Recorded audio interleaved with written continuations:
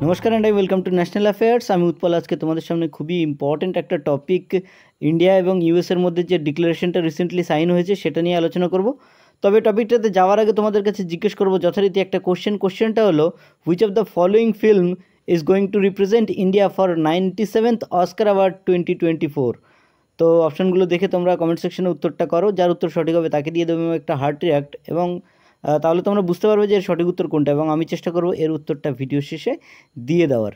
তো আজকে যে আমাদের টপিক, সে টপিকটা হচ্ছে, তোমরা সবাই জানো যে কোয়াডের বৈঠক চলছে ইন্ডিয়া, অস্ট্রেলিয়া, ইউএসএ এবং জাপানের যে চারটে দেশ মিলে যে একটা সংস্থা, সেই সংস্থা হলো কোয়াড।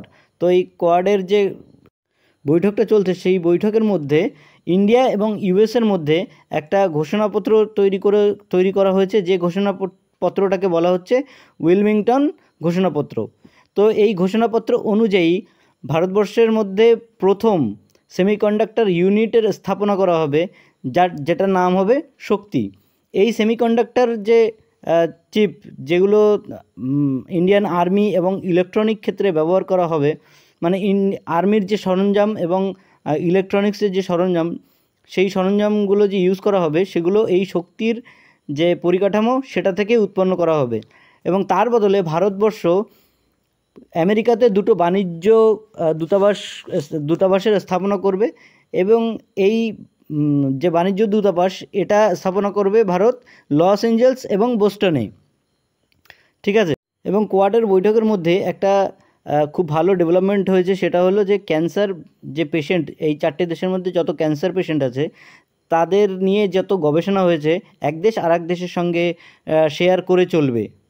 এছাড়াও কোয়াডের যে বিভিন্ন বৈঠকের মধ্যে ভালো ভালো ডেভেলপমেন্ট হয়েছে সেগুলো নিয়ে আমরা পরে আলোচনা করব। তো এবার আমরা চলে আসবো আমাদের কোশ্চেনটা ছিল which of the following film is going to represent India for 97th Oscar award 2024। তো এর সঠিক উত্তরটা হচ্ছে লাপাতা লেডিস। ভারতবর্ষকে রিপ্রেজেন্ট করবে 2024 সালের 97th অস্কারে, এটা হচ্ছে লাপাতা লেডিস। তো এই ছিল আমাদের আজকের টপিক। আশা করছি তোমাদের বুঝতে কোনো অসুবিধা হয়নি। কারোর যদি কোনো কনফিউশন থাকে তোমরা কমেন্ট সেকশনে আমাকে বলতে পারো। তো সামনে কোনো একটা ইম্পর্টেন্ট টপিক নিয়ে এসে আমি আবার হাজির হব। সো ততক্ষণ পর্যন্ত বাই।